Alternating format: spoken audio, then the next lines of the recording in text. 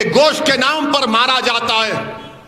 मैं एक गोश्त की दुकान पर गया, बल्कि कहना चाह रहा हूं बीजेपी वालों को, अब जितने पैदल दौरे होंगे हर गोश्त की दुकान के सामने मेरे को फूल का हार पिनाना। आप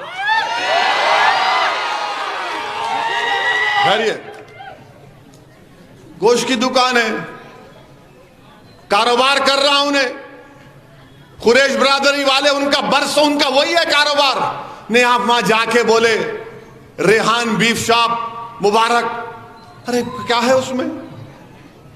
मैं इडली की दुकान पे जाके इडली डोसा वड़ा खाया, इडली जिंदाबाद बोले तो तकलीफ नहीं आपको, वड़ा जिंदाबाद बोलूं, डोसा जिंदाबाद बोले तो तकलीफ नहीं आपको।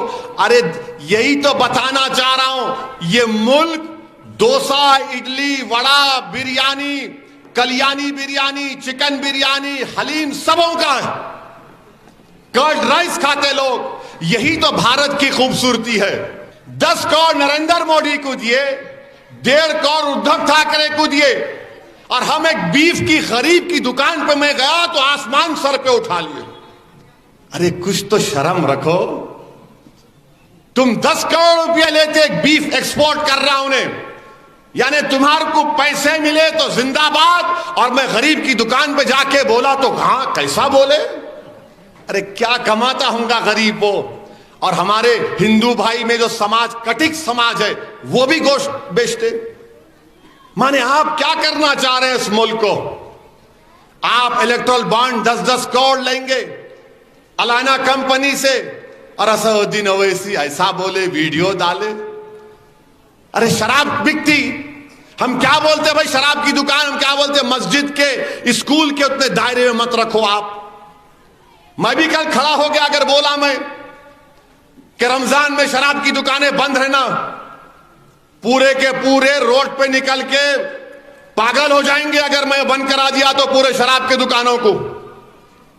आप समझ रहे हम नहीं बंद करा सकते, हम एहतजाज नहीं कर सकते। हम जानते हैं ये जमहूरियत है, कानून के लिहाज से काम करना है। आप कौन होते? नहीं तुम ये कपड़े नहीं पहनना, तुम आरएसएस की चड्डी पहनना, क्या मतलब? अब तो हद ये हो गई कि हमसे कहा जा रहा है भारत के मुसलमानों से कि इस्लाम अगर सीखना है तो मुस्लिम राष्ट्रीय मंच के लोगों से सीखो, आरएसएस के चीफ से सीखो। भाई उन्होंने क्या फजीलतुल शेख है, फिर उनको क्या मालूम? ये इनका असल मकसद है। अपने दोस्तों को 6,000 करोड़ का लोन दिलाया, 6,000 करोड़ का लोन दिलाया। अरे गरीब 50,000 2 लाख के लोन के चपला घस जाते उसके। 6,000 करोड़ का लोन मिला, वही बैंक है मोदी जी। मुस्लिम वोट बैंक नहीं है इस देश में, एक ही बैंक है जिसके जरिए आपने अपने दोस्तों को 6,000 करोड़ का बजट दिलाया, लोन दिलाया। और आज आप बोलते देश की दौलत मंगल सूत्र निकाल के हमारे हिंदू बहनों के गलों से मुसलमानों को दिया जाएगा। कितना झूठ आप बोलेंगे मोदी जी।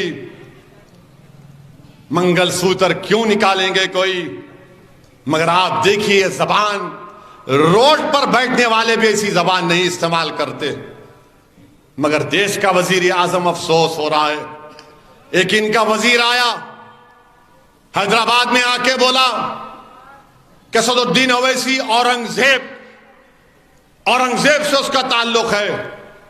अच्छा इनके जो वजीर साहब हैं उन्होंने दिल्ली में कहा था देश के गद्दारों को गोली मारो, गाली देकर कहा था देश के गद्दारों को गोली मारो डैश डैश डैश। आज उन्होंने आके हमको औरंगजेब, अरे औरंगजेब से मेरे को क्या लेना देना, बाबर से मुझे क्या लेना देना, मुझे क्या करना है इन बादशाहों से? तारीख का हिस्सा है। औरंगजेब की बात आई तो फतवा आलमगीरी हमारे लिए सर आंखों पे है। मगर नहीं, औरंगजेब, तुम क्या आर्यन रेस के नहीं है तुम लोग? मुंह खोलूंगा ना तो चट्टा बट्टा ढीला कर दूंगा तुम्हारा।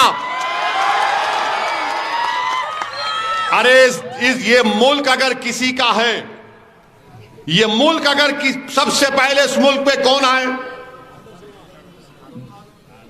आदिवासी लोग, फिर द्रविडियन, ये अपर कास्ट जो आला जात के लोग हैं, ये पूरे आर्यन हैं। ये कहां से आए? ईरान से आए। अब जो मौजूदा रशिया के स्टीव से वहां से आए। अरे ये मुल्क तो, मैं अगर तुम ऐसा बोले तो द्रविडियन और आदिवासियों का देश है। आप कहां से आ गए? जवाब देना, समझे ना? हो या नक्को में? मोदी के 5 साल, हो या नक्को? हो या नक्को? बेरोजगारी के 5 साल, हो या नक्को? गुलामी घुसपैठी के क्या है? हाँ, कौन सा? हाँ, हिंदुत्व के 5 साल, बुलडोजर के 5 साल, गौरक्षक की दहशत के 5 साल, हिजाब, अजान, हलाल की गाली के 5 साल। जोर से बोलो, नक्को बोल के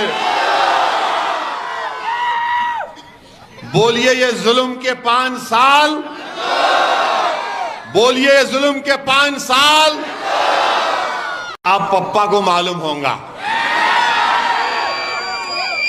अब कभी इस पे बात नहीं करेंगे।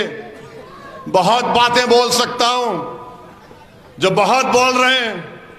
याद रखो, सालार बोलते थे, अगर किसी को अपना शिजरा निकालना है तो मजलिस के खिलाफ गाली दे दो, निकल जाता पूरा।